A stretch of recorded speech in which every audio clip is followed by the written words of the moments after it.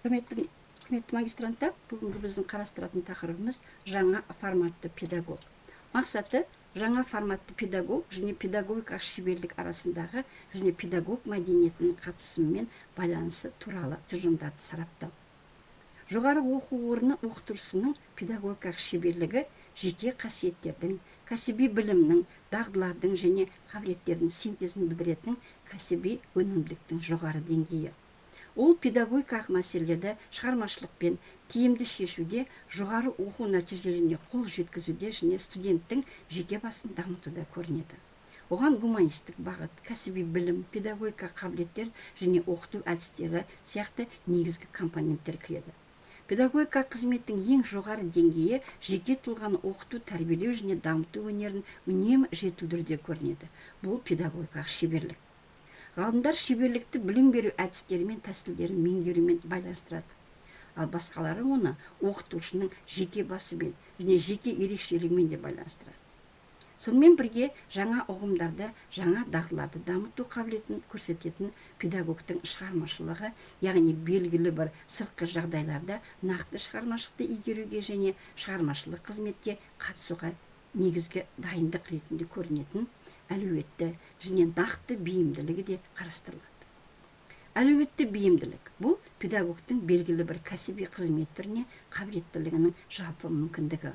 Ол педагогтың шығармашылық қабілеттерін ойлау шеберлігін, психологиялық икемділігін және білім көрсетуге дайын потенциалын қамтиды.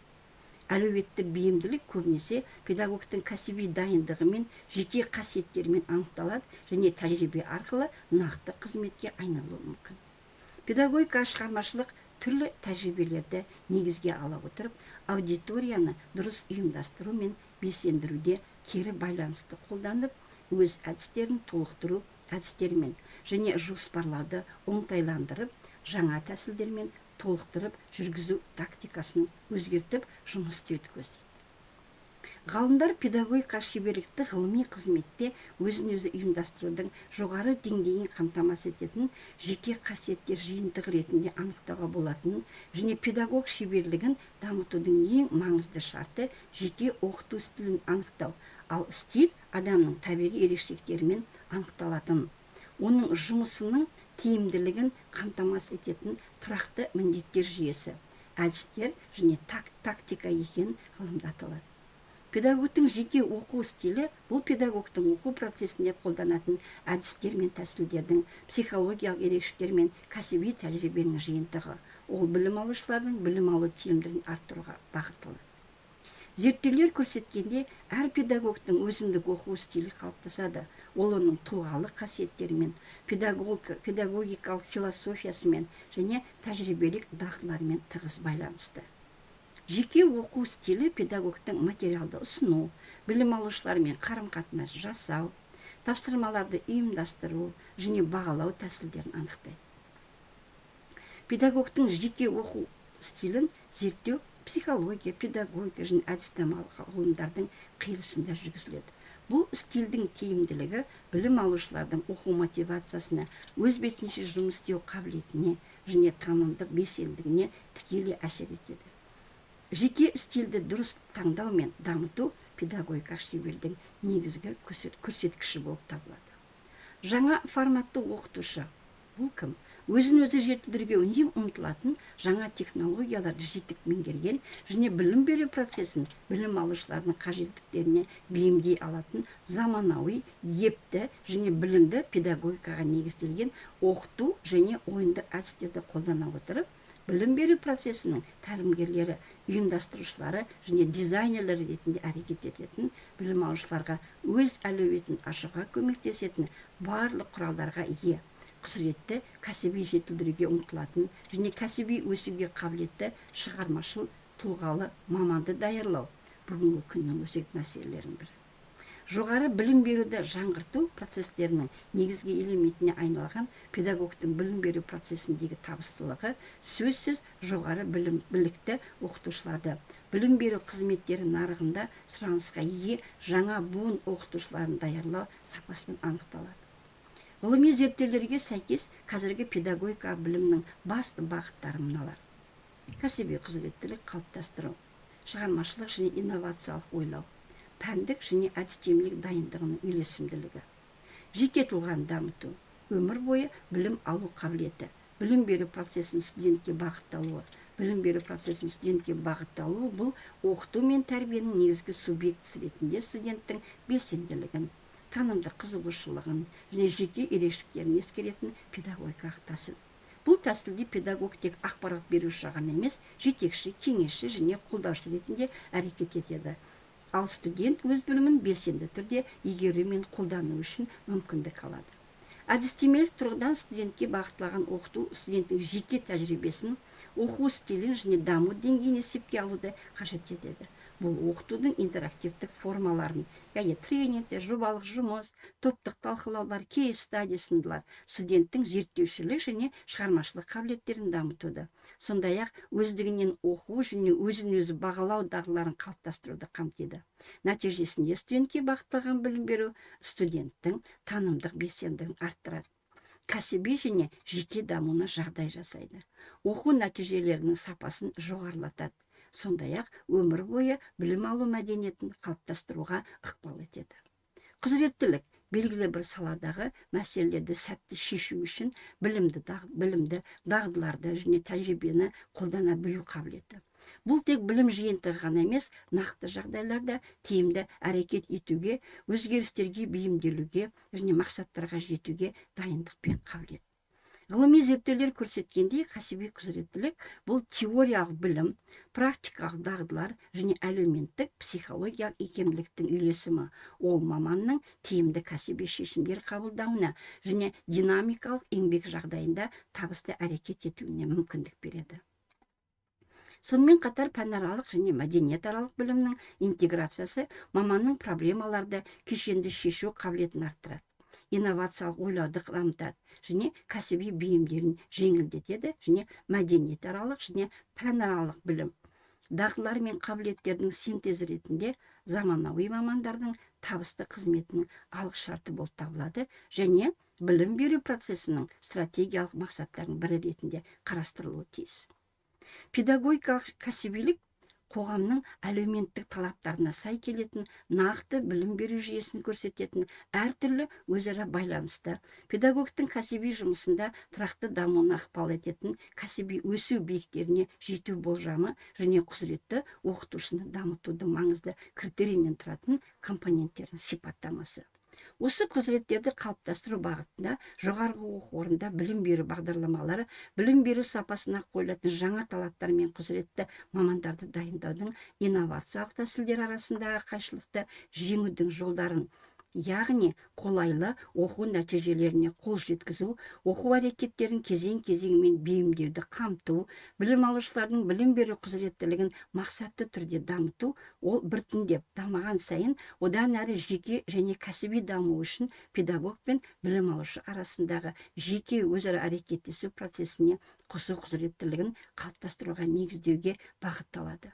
Зерттеу процесінде педагог келесі ережелерді сақтауы керек. Ғылыми зерттеу нормаларын сақтау, себебі саналы мәдени қызмет ретінде зерттеуді ұйымдастыру және жүргізу нормалары ғылымда қалыптасқан.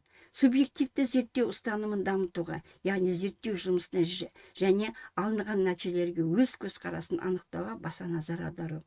Ғылымда педагог ұстанымы бұл оның қызметінің көзі болып табылатын әлемге педагогикалық белсенділікке және атап айтқанда педагогикалық белсенділіктің интеллектуалдық, ерікті және эмоционалды бағалаушылық көзқарастар жүйесі екені анықталады.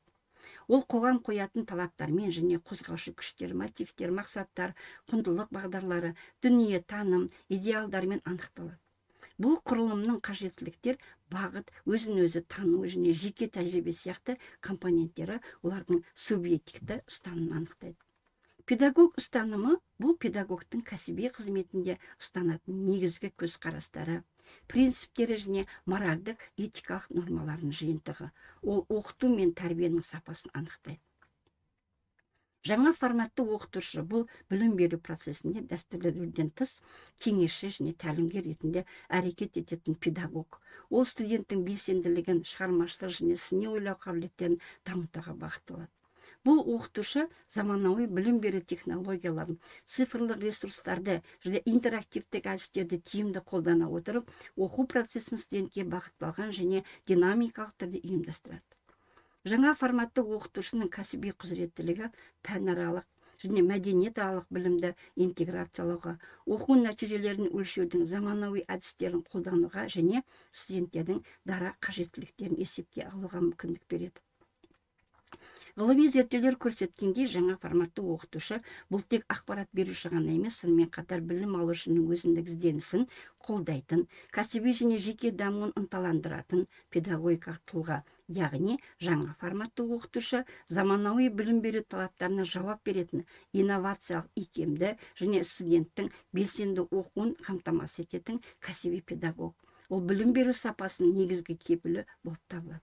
Қорыта келе, жаңа форматты педагогке білімін үнемі кеңейту және тереңдетуде белсенді, өзін-өзі дамыту, жалпы теориялық және кәсіби деңгейін арттыруға қабілетті, үнемі өзгеріп отыратын әлеуметтік өмірде негізгі қызметті таңдауға сенімді болу, жеке өзіндік тұжырымдарына сенімді болу және нақты өмірде туындайтын жағдайларды қайта қарастыру, өзін-өзі тану процесінде өз қабілеттерін бағалау, маңызды даму деңгейі жоғары белсенді субъект болу, кәсіби қызметі арқылы өзінің жеке басын және бірегейлігін, өмір салтын игеру, кәсіби таным, мінез-құлық және белсенділіктің өзіндік стратегиясын әзірлеу, кәсіби өзін-өзі тану мен өзін-өзі бағалауды дамыту, рефлексивті мәдениетін дамыту, алынған білімді тәжірибеде білікті және шебер қолдана білу. Заманауи технологияларды игеруге дағдылану, білім беру қызметтері саласында бәсекеге қабілетті болу міндеттер қойылады. Педагогтың жаңашылдығы оны кәсіби қызметінің тиімділігін айқындайтын негізгі факторлардың бірі болып табылады. Жаңашыл педагог білім беру мазмұны мен оқыту әдістерін үнемі жетілдіруге, дәстүрлі тәжірибені сыни тұрғыдан бағалауға және оны заманауи талаптарға сәйкес қайта қарастыруға ұмтылады.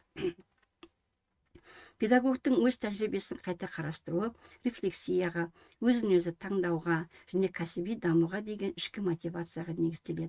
Бұл процесс педагогтың жаңа педагогикалық технологияларды меңгеруіне, оқыту нәтижелерін жүйелі талдауына және білім алушылардың жеке ерекшеліктерін ескеруге мүмкіндік береді. Ғылыми зерттеулер көрсеткенде, кәсіби тәжірибені қайта қарастыруға дайын педагог инновациялық ойлауға қабілетті, өзгермелі білім беру жағдайларына тез бейімделеді және білім беру сапасын арттыруға бағытталған тиімді педагогикалық шешімдер қабылдай алады. Яғни педагогтың жаңашылдығы мен өз тәжірибесін қайта қарастыруға ұмтылысы, оның кәсіби шеберлігінің үздіксіз дамуының және заманауи білім беру талаптарына сәйкестігінің маңызды көрсеткіші болып табылады. Педагогтың өзіндік рефлексивті мәдениеті оның кәсіби қызметін саналы түрде талдау, педагогика әрекеттерінің нәтижесін бағалау және жеке тәжірибесін үздіксіз жетілдіруге бағытталған қабілеттер жүйесі. Рефлексивті мәдениет педагогтың кәсіби құзыреттілігінің маңызды құрамдас бөлігі ретінде қарастырылады және оқыту сапасын арттырудың негізгі тетігі болып табылады. Жалпы педагогтың шеберлігі оның имиджімен бірге жан-жақты заманауи талаптарға сәйкес құзыреттілігі жоғары, бәсекеге қабілетті маман болумен байланысты. Сіз қалай ойлайсыз? Құзыреттілігі жоғары педагогке қойылатын талаптар дұрыс па, әлде және қосатыныңыз бар ма? Педагогтың сөйлеу мәдениеті туралы не айтар едіңіздер? Тіл адамның мәдени көрінісі дегенді қолдайсыз ба? Келесі лекцияда осы мәселе бойынша мәселелерді қарастырамыз.